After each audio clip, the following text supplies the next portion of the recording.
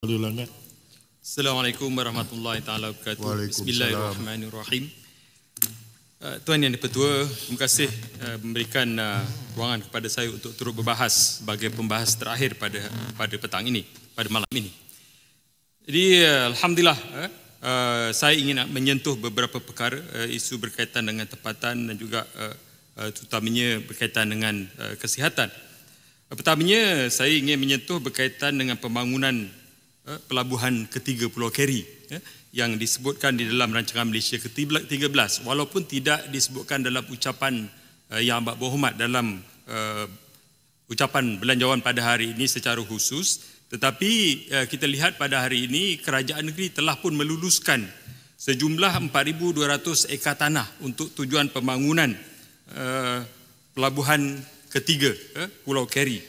Apa yang saya nak sebutkan di sini adalah sehingga ini tidak ada lagi libat urus di antara sama ada kerajaan pusat ataupun kerajaan negeri, terutamanya kepada masyarakat tempatan, masyarakat yang mempunyai kepentingan, terutamanya masyarakat orang asli 5 buah kampung di situ, masyarakat Melayu 1 kampung di situ, dan juga masyarakat India di beberapa kampung estate di situ, dan juga masyarakat sekitar yang mempunyai kepentingan. Sebagai contoh, orang asli sebahagian besarnya kaum Memeri menjadi nelayan.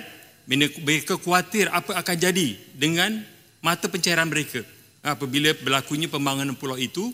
Mungkin port limit akan berubah, mereka tidak dapat meneruskan aktiviti mereka. Begitu juga dengan rumah ibadat mereka,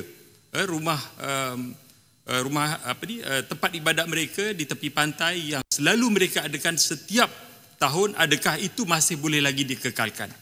Ini antara perkara yang mereka cukup risau dan mereka mahu penjelasan daripada kerajaan. Begitu juga saya melihat mereka ini sudah tentulah harus terlibat di dalam pembangunan sumber ekonomi ataupun peluang pekerjaan kepada mereka. Tak kira mereka orang asli ataupun siapa sahaja pun, tetapi mereka masyarakat tempatan yang seharusnya apabila ada pembangunan, mereka bukan hanya sekadar melihat saja. Yang hormat Tuan Speaker, saya ingin menyentuh berkaitan dengan Kementerian Kesihatan yang mana peruntukan pada kali ini agak lebih besar daripada tahun lepas, dan kalau saya lihat peruntukan pembangunan lebih kurang sama. Yang saya kira adalah sedikit peningkatan. Yang penting adalah bagaimana kita menguruskan kewangan itu supaya akhirnya apa juga projek, program dan sebagainya yang kita untukkan dapat kita lakukan sebaik mungkin. Saya juga ingin menyentuh berkaitan dengan laporan Ketua Audit Negara yang saya kira ada kaitan. Tempoh hari disebutkan dalam laporan itu bahawa ada akaun belum terima bagi tahun 2024 hampir lebih daripada 50 juta ringgit. Yang saya tengok setiap tahun ada jumlah-jumlah yang sebegini, yang akhirnya secara kumulatifnya 6 tahun lebih daripada 360 juta ringgit yang tidak dikutip, dan sebahagian besarnya hampir 300 juta ringgit ini adalah yang tidak dapat dikutip daripada orang yang bukan warga negara. Saya kira ini harus ada sesuatu yang perlu dibuat oleh kerajaan untuk mengutip hasil ini, walaupun mungkin bukan sukar. Sebahagian mereka mungkin bukan negara ini tidak mempunyai pendapatan yang baik, sebagainya lari selepas dapat rawatan dan sebagainya, tetapi ini harus dilakukan dengan sebaik mungkin. Menjadi ulasan daripada Kementerian Kesihatan Malaysia bahawa ada satu bengkel yang diadakan pada 20 Ogos 2025, tetapi tidak diperincikan apakah langkah-langkah yang diambil. Saya mengharapkan ada sesuatu penjelasan yang mungkin pada tahun-tahun yang akan datang ada satu bentuk yang bukan hanya sekadar dapat dilupuskan begitu, tetapi akaun belum terima ini dapat diterima dan akhirnya dapat digunakan sebaik mungkin untuk tujuan pembangunan dan sebagainya. Saya suka menyentuh berkaitan dengan prasarana kesihatan awam yang saya kira beberapa peruntukan yang cukup besar, lebih daripada 1 bilion, sama ada baik pulih hospital, klinik dan sebagainya, yang mana peruntukan ini setiap tahun ada ribuan juta ringgit diperuntukkan. Cuma saya nak dapat maklumat juga daripada kerajaan sejauh mana pelaksanaan, sama ada projek-projek dan juga perolehan-perolehan, kerana ada maklumat-maklumat yang sampai kepada saya. Banyak projek-projek yang tidak dapat disempurnakan ataupun dilaksanakan pada tahun semasa, dan banyak juga perbekalan-perbekalan fasiliti-fasiliti yang tidak sampai pada tahun semasa. Saya harapkan ini dapat respon juga daripada kerajaan. Begitu juga dengan peruntukan untuk ketersambungan internet, hospital, klinik dan sebagainya. Saya kira ini adalah salah satu daripada rangkaian bagaimana akhirnya penjitilan itu dapat dilakukan dengan sebaik mungkin. Kalau pada tahun lepas saya dapat respon jawapan 16 hospital dan 300 klinik telah beroperasi dengan mewujudkan EMR, Electronic Medical Record. Saya nak juga maklumat sehingga kini bagaimana keadaan pencapaian kita kerana disasarkan pada tahun 2027 kita akan menggunakan 100%. Seterusnya saya ingin menyentuh berkaitan dengan kesesakan hospital awam. Beberapa pendekatan yang telah dilakukan, saya kira ini sangat baik dan akan ditambahkan klinik pakar dengan peruntukan yang cukup besar.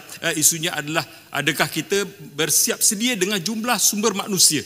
Kita khawatir seperti berlaku di hospital di Johor yang mana penambahan prasarana dan sebagainya, akhirnya kita tidak mempunyai sumber pakar dan dia tidak dapat digunakan dengan sebaik mungkin.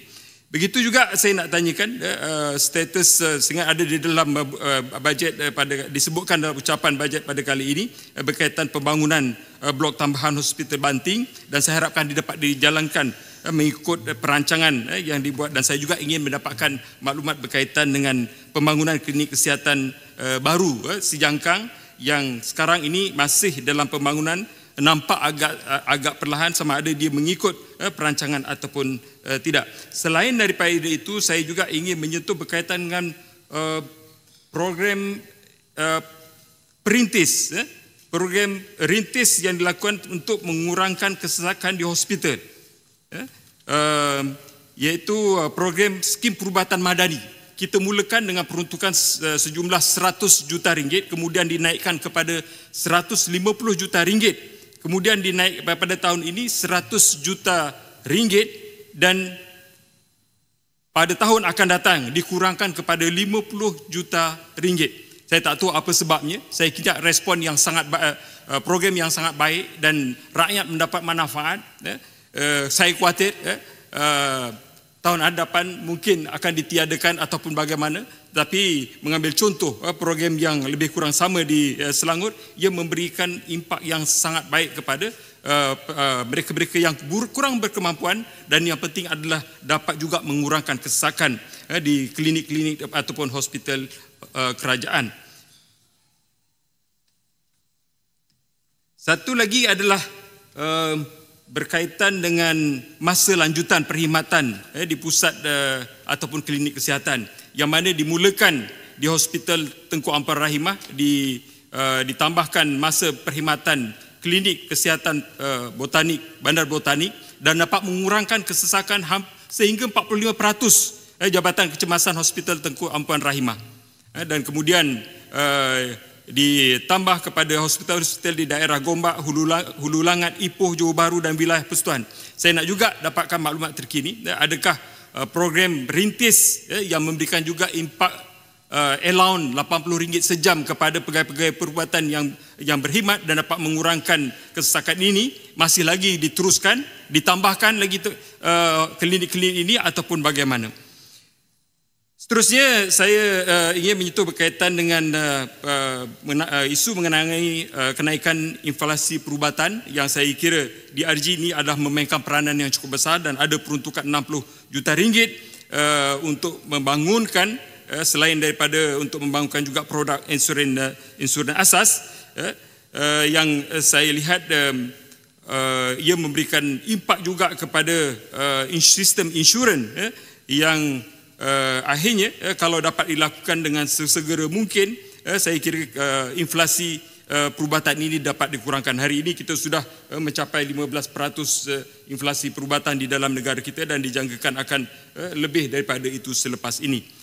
Kemudian berkaitan dengan tawaran doktor kontrak 4,500 pada tahun hadapan kepada jawatan tetap, saya ingat walaupun ada lagi 20,000 doktor-doktor kontrak kita. Dan di sini saya ingin tahu juga bagaimana sistem e-placement yang tempoh hari bermasalah, dan juga bagaimana penempatan penjawatan tetap ke Borneo, Sabah dan Sarawak yang masih lagi kita mengalami masalah-masalah kekurangan doktor di sini. Tempoh hari saya mencadangkan supaya dibangunkan institusi perubatan di universiti-universiti di Sarawak dan juga di Sabah. Sarawak dah ada, Sabah mungkin belum ada. Boleh dibangunkan dengan menumpukan kepada pengambilan masyarakat tempatan di sana. Selain daripada itu, saya mengharapkan satu juga tabir urus libat urus yang baik dengan penjawat-penjawat kesihatan yang lain, termasuklah jururawat, pembantu perubatan, kerana pada masa ini ada sahaja lagi maklumat kepada saya dan juga sahabat-sahabat dalam jawatan kuasa pilihan khas untuk mereka untuk memperjuangkan kebajikan mereka ini, termasuklah berkaitan dengan allowance, kenaikan pangkat dan sebagainya. Kemudian berkaitan dengan fee perundangan pengamal perubatan am yang dinaikkan RM35 kepada RM80 ceiling, walaupun lantainya masih tetap kepada RM10.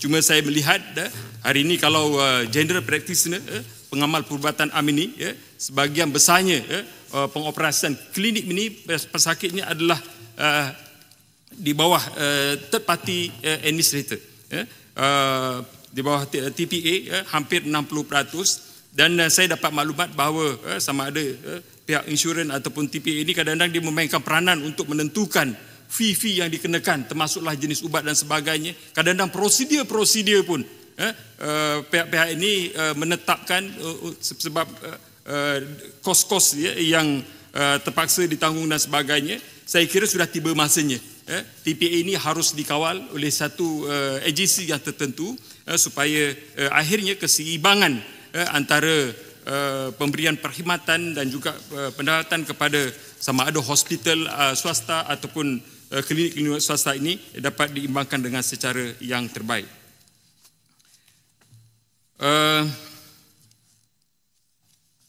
Berkaitan dengan agenda Nasional Malaysia Sihat, kenaikan duty excise, saya sangat-sangat mengalukan kenaikan duty ini, walaupun mungkin jumlahnya tidak besar, tetapi kerajaan dapat mengutip dengan jumlah yang agak signifikan. Dan saya mengambil intipati daripada ucapan Menteri Kewangan tempoh hari semasa pembentangan, disebutkan bahawa hasil akan diagihkan kepada KKM bagi inisiatif kesihatan paru-paru, rawatan diabetes dan juga jantung. Saya ingat ini bukan pertama kali tempoh hari apabila kita mengenakan duty excise untuk cecair ataupun gel bernikotin. Apabila kita naikkan duty excise minuman bergula juga disebutkan ini. Cuma saya tak tahu macam mana kaedah, kerana semua cukai-cukai ini akan masuk ke dalam wang yang disatukan. Saya ingat seperti mana yang disebutkan oleh Kampar tadi, untuk tidak mengeluarkan duty excise ini daripada hasil yang disatukan itu sangat tidak tepatlah. Kalau hasrat kita akhirnya daripada hasil-hasil cukai ini kita nak merawat pesakit-pesakit yang berkaitan dengan yang tidak bukan penyakit berjangkit, saya ingat dia tidak pisahkan sama ada diminum ataupun minum alkohol ataupun tidak. Inilah sumber-sumber kewangan yang kita gunakan untuk rawatan tersebut. Saya nak tanya juga kepada terutamanya berkaitan dengan status kempen Hari Rabu tanpa gula ataupun No Sugar Day di Parlimen. Sebab saya tengok hari ini setiap hari minumnya manis saja, termasuk Hari Rabu pun manis juga. Saya tak tahu sama ada, saya harapkan dia bukan suam-suam kuku lah, satu kempen yang mungkin baik, tetapi daripada segi kesinambungan atau istiqamahnya dia tidak berjalan sebegitu. Saya juga ingin menyentuh berkaitan dengan isu WIP ni, kerana saya ada perkara yang saya sebutkan tempoh hari yang tidak dijawab juga oleh Menteri, berkaitan dengan syarikat Aspire Malaysia yang menafikan penjualan e-rokok jenis WIP yang dikatakan hanya pengeluaran untuk peralatan separuh siap dan tidak melibatkan pengeluaran sebarang produk berkaitan nikotin ataupun cannabis, dan ianya hanya untuk dijual kepada luar negara. Tetapi saya pernah bertanya dalam soalan lisan, dijawab secara bertulis oleh Menteri Dalam Negeri, yang mana responnya adalah mengatakan bahawa penggilaan peranti rokok elektronik termasuk cecair ini adalah untuk pasaran domestik. Jadi ini kekhawatiran saya sebab mereka akan membesarkan kilang mereka. Fasa kedua ini yang akan beroperasi pada suku tahun ketiga kali ini akan mempunyai 80 barisan pengeluaran. Operasi kilang itu bakal mengeluarkan kapasiti sebanyak 61 juta peranti, atau 107 juta pot sebulan. Jadi ini cukup besar. Kalau ini berlaku, makna mungkin kita gagal daripada sudut kerana Menteri sendiri mengatakan bahawa insya-Allah pada tahun hadapan, pertengahan tahun mungkin kita akan mengharamkan penggunaan web itu sendiri. Untuk akhirnya, Tuan Yang di-Pertua, dalam konteks perpaduan nasional, saya ingin menyentuh berkaitan kawasan rukun tetangga, yang mana kita maklum ada di Malaysia ini kita ada 8,500 kawasan rukun tetangga, dan ada peruntukan rukun tetangga ini dengan kadaran 6,000 setahun bagi setiap kawasan rukun tetangga, dan saya kira ini harus ditingkatkan sekurang-kurangnya 2, 3 atau 4 kali ganda untuk program-program yang signifikan, yang kerana ia adalah sesuatu perkara yang sangat penting, perpaduan nasional ini. Saya juga sebagai ahli kumpulan rentas parti parlimen bagi keharmonian kaum dan agama PPGM KAA, kita pernah mengeluarkan kenyataan bersama supaya peruntukan ini ditingkatkan, dan saya juga pernah banyak kali melakukan program-program antara agama dalam mengetengahkan isu-isu yang kita bincangkan, isu-isu yang universal sifatnya, dan insya-Allah pada 25 hari bulan nanti ada program antara agama dan antara kaum, termasuklah orang asli juga di kawasan Sijangkang yang kita panggil. Biasanya jumlahnya lebih kurang dalam 7 hingga 100 orang kepimpinan-kepimpinan ini, dan kali ini kita akan membincangkan soal keselamatan bersama.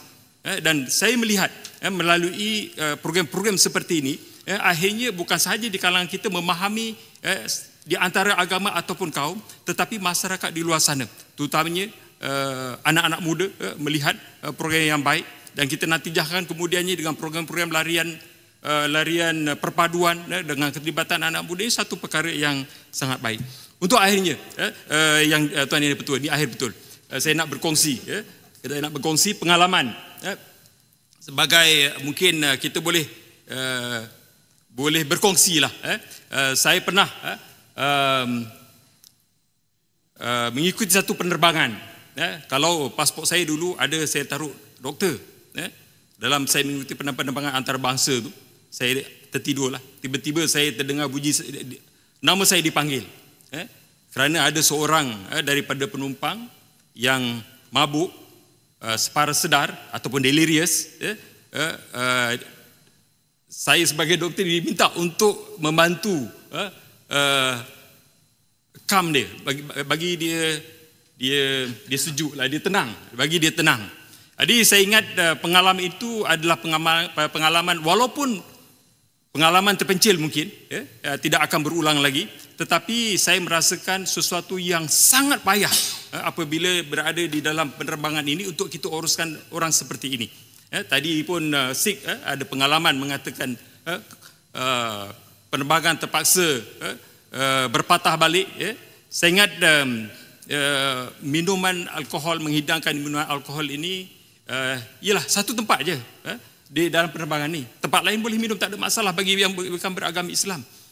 Cuma bagi orang yang beragama Islam bukan sahaja minum, kita menghidangkan itu pun juga dilarang. Jadi saya harapkan ini mungkin yang boleh kita fikir bersama demi kepintangan kebersamaan kita, yang akhirnya memberikan satu kesejahteraan di dalam kehidupan kita. Jadi Tuan Yang di-Pertua, terima kasih kerana memberikan ruang masa saya yang agak lebih sedikit, dan sekadar itu ucapan saya. Terima kasih.